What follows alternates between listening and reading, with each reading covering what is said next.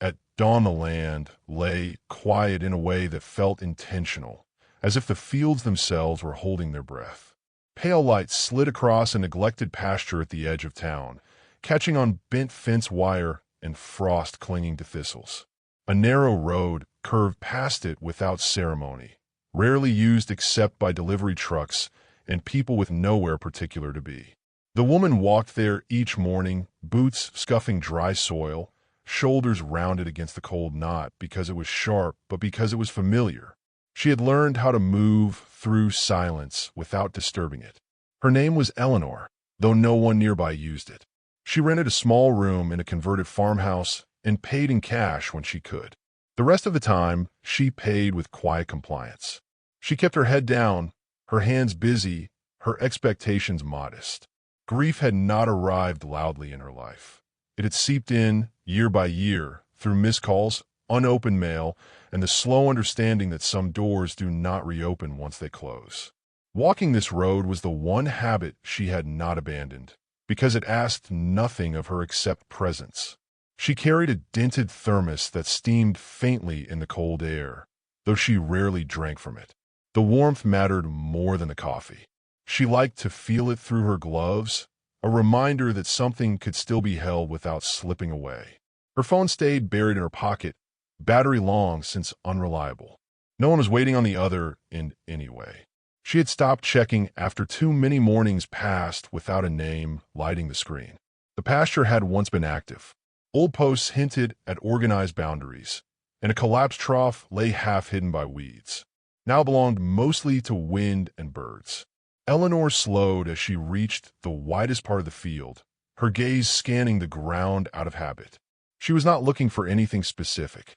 Still, her steps faltered when a sound drifted toward her, thin and uncertain, carried by the breeze like a question that did not yet know how to form itself. She stopped walking. The sound came again, softer this time, a short breath more than a call. Eleanor turned toward it, listening. Years of keeping to herself had sharpened her awareness of small changes. She knew the difference between machinery and weather, between birds and distant traffic. This sound did not belong to either category. It was closer, alive. She took a few cautious steps toward the fence, peering through the wire where the pasture dipped gently toward a line of scrub. Movement caught her eye. At first she thought it was a deer, then a stray dog.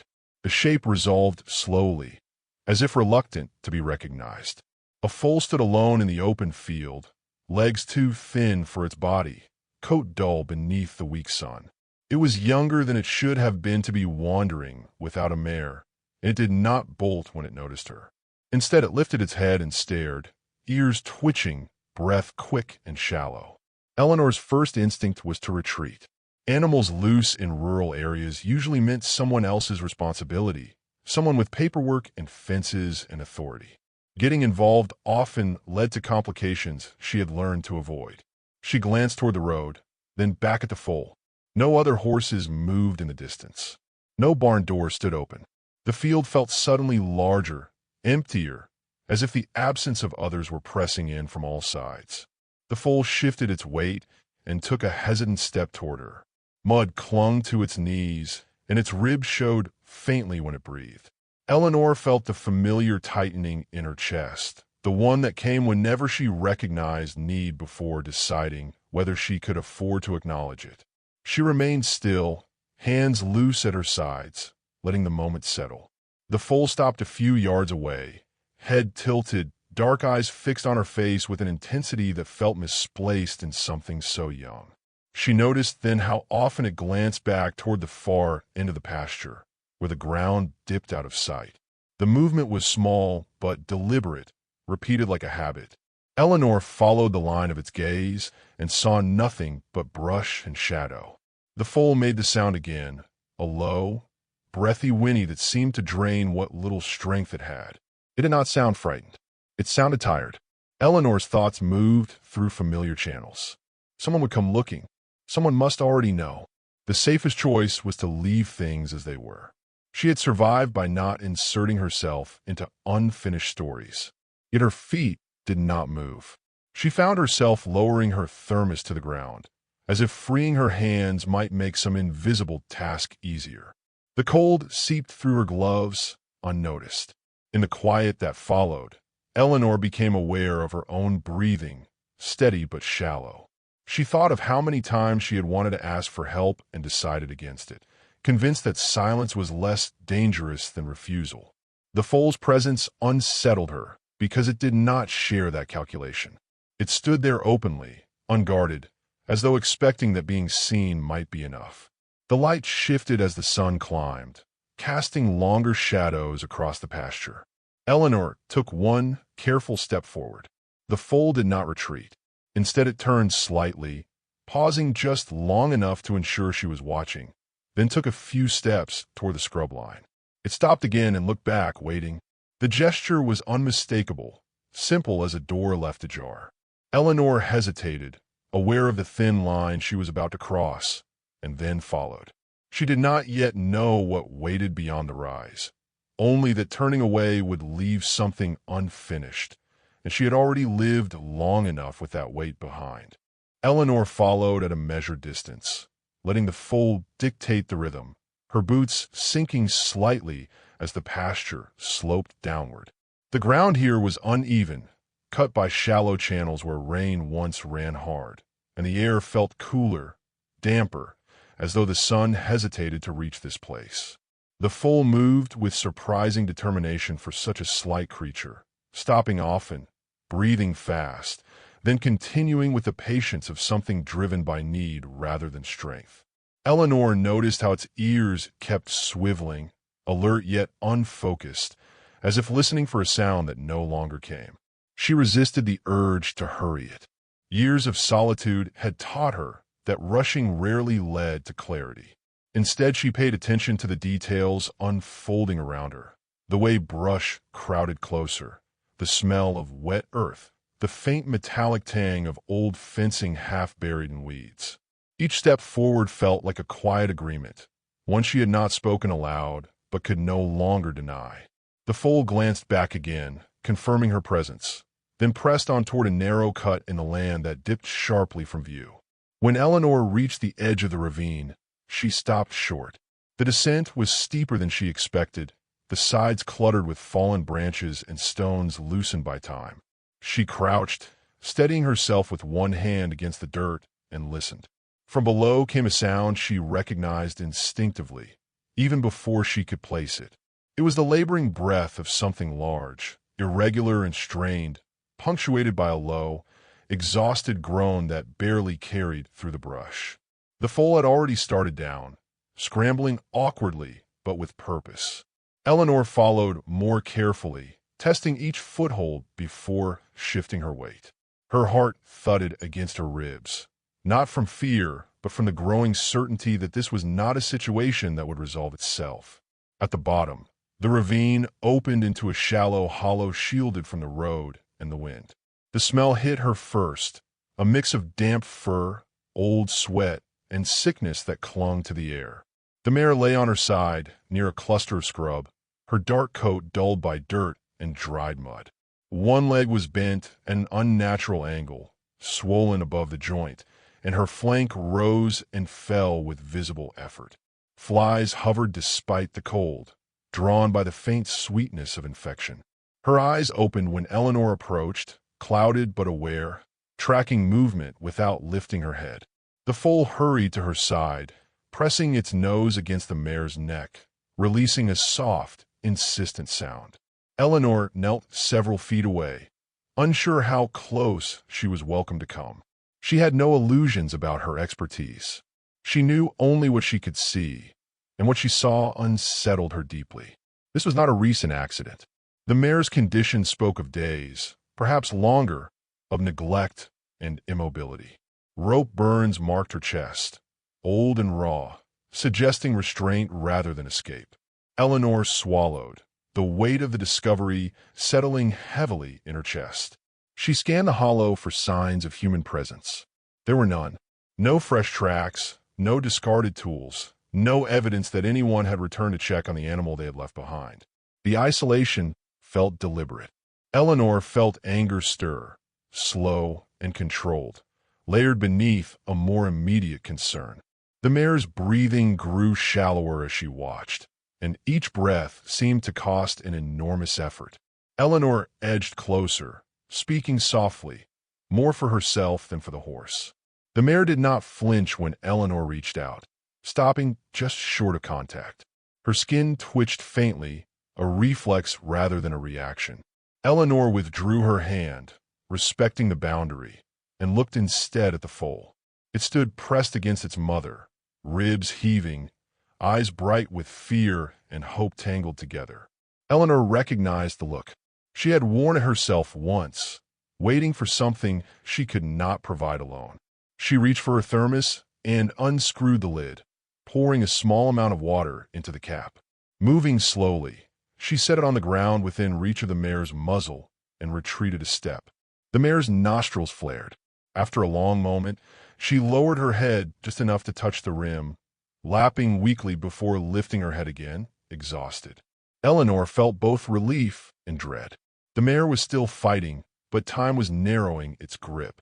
Eleanor checked her phone, though she already knew what she would find.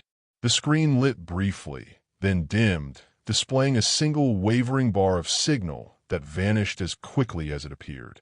She tried anyway, dialing a local number she remembered from a flyer on a grocery store board. The call failed. She tried again, then a second number. Nothing connected.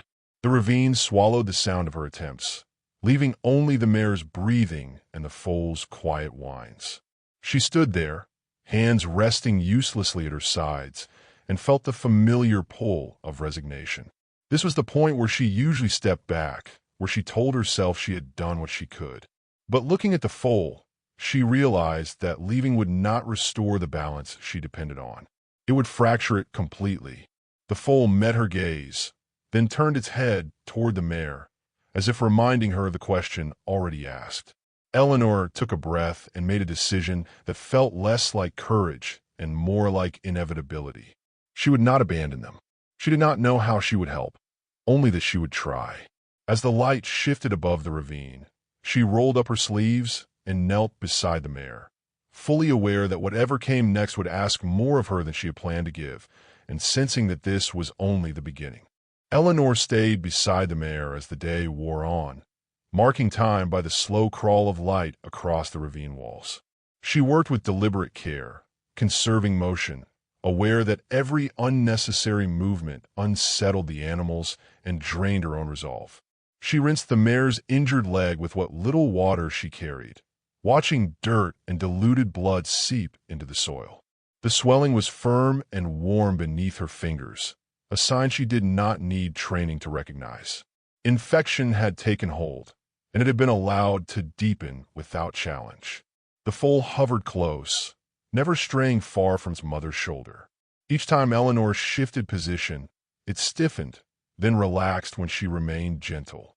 She noticed how it mirrored her posture, how its breathing slowed when hers did. The awareness humbled her. She was no longer an observer who could leave with a clear conscience. Her presence shaped the space now, for better or worse. The responsibility settled quietly, like a coat she had forgotten she once knew how to wear. As the sun climbed higher, the mare's condition wavered. There were moments when her breathing steadied, when her eyes focused with surprising clarity, and Eleanor allowed herself to hope. Then a tremor would ripple through her flank, and the effort of holding her head upright would prove too much. Eleanor spoke softly, narrating her actions, grounding herself as much as the animal. She spoke of the weather, of the long walk that had brought her here, of nothing and everything, because silence felt too close to surrender. When Eleanor climbed out of the ravine to search for help, the landscape seemed suddenly hostile in its indifference. The pasture stretched wide and empty, offering no shelter, no immediate answers. She walked toward the nearest road, waving down the first truck she saw. It slowed only briefly before continuing on, the driver's eyes sliding past her as if she were another fence post, another thing not worth stopping for. Eleanor felt the familiar sting of being unseen, sharper now because it extended to the lives waiting behind her. She reached a farmhouse set back from the road, and knocked until her knuckles ached. No one answered. The yard was littered with rusted equipment and signs of long neglect, mirroring the hollow she had left behind. Eleanor returned to the ravine with heavier steps, bracing herself for what she might find.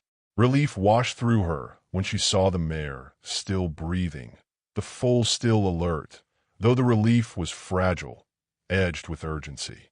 Back beside them, Eleanor examined the mare again, this time with clearer eyes. The rope burns told a story she did not want to imagine fully, one of restraint and abandonment. The mare had not wandered here by accident. She had been placed, left where she could not rise, her fate sealed by someone who chose convenience over responsibility. Eleanor felt anger surface, slow and controlled, directed less at a person than at a pattern she recognized too well. She checked her phone again, lifting it high, then lowering it, searching for a signal that refused to appear. The screen reflected her face back at her, lines etched deeper by the hours. She thought of how often she had been told to wait, to trust that systems worked even when they did not work for people like her. Waiting now felt like a betrayal. The mare did not have the luxury of patience. Neither Eleanor realized, did she? She gathered dry branches and fashioned a makeshift barrier to block the wind, then draped her jacket across the mare's back to hold in warmth. The act left her shivering, but she welcomed the discomfort. It kept her present. She rationed the remaining water carefully, offering small amounts at regular intervals. Each time the mare drank, Eleanor felt a cautious swell of hope, quickly tempered by the knowledge that hydration alone would not undo what neglect had wrought. As afternoon slid toward evening, the mare's strength waned. Her attempts to shift position ended in shallow gasps, her body betraying her will. Eleanor placed a hand against the mare's neck, feeling the uneven rhythm beneath her palm. The foal pressed closer, its small body trembling. Eleanor's throat tightened. She had no medical tools, no clear plan beyond persistence. Yet leaving was no longer an option she could consider. Just before dusk, Eleanor heard the distant sound of an engine slowing. She scrambled up the ravine, heart racing, and waved with both arms. This time the truck stopped. The driver, an older man with weathered hands, listened as Eleanor spoke, her words urgent but measured. He followed her back without hesitation, taking in the scene with a practiced, saddened look. He did not ask many questions. He nodded once and said he would call someone who might help. They waited together as the light faded, the ravine filling with shadow. The mare's breathing grew faint, and Eleanor feared each pause might be the last. The foal let out a sharper cry, cutting through the quiet, and Eleanor felt the sound settle deep in her chest. When headlights finally pierced the darkness above them, she exhaled a breath she had been holding all day, knowing help was near, but uncertain whether it had arrived in time. Help arrived without ceremony. A pair of headlights cutting across the ravine like a held breath finally released. The volunteer veterinarian stepped carefully into the hollow, movements calm, voice low, as if volume itself could disturb the fragile balance keeping the mare alive. Eleanor watched from a few feet away, arms wrapped around herself, aware of how little space there was now for hesitation. The foal stayed close to its mother, eyes wide, body tense, its trust placed in the stillness Eleanor had maintained all day. The veterinarian examined the mare quickly, hands practiced, eyes intent. She spoke in short sentences, explaining what could be done and what could not, never softening the truth yet never making it feel final. Infection had spread, dehydration weakened every system, and moving the mare could end her life as easily as save it. Eleanor listened, nodding once, her face composed despite the pressure building behind her eyes. When asked what she wanted to do, she answered without pause, saying the mare should be treated where she lay. The decision shifted the air. Supplies were unpacked, a lantern set between stones, its light casting long shadows that danced across the ravine walls. Eleanor held the mare's head steady as medication was prepared, murmuring steady words that carried no promise, only presence. The mare flinched, then stilled, her breathing ragged but persistent. The foal nudged Eleanor's leg, then returned to its place beside its mother, as if understanding the stakes without needing explanation. Minutes stretched thin. Eleanor focused on the simple tasks given to her, passing tools, steadying weight, keeping her hand from shaking. When the injection was finished, the veterinarian leaned back on her heels and listened to the mare's chest, counting quietly. The silence pressed close. Then the mare drew a deeper breath than she had all day, long and uneven, but unmistakably stronger. Eleanor felt her knees weaken, relief washing through her in a wave she had no strength to resist. They stayed until the mare stabilized, until the wrist tipped just enough away from immediate loss. Arrangements were made for follow-up care, for shelter once she could be moved, for oversight that would not disappear with daylight. No one spoke of blame yet, though it lingered unspoken in every glance at the rope burns and wasted muscle. The work now was preservation, not reckoning. In the days that followed, Eleanor returned again and again.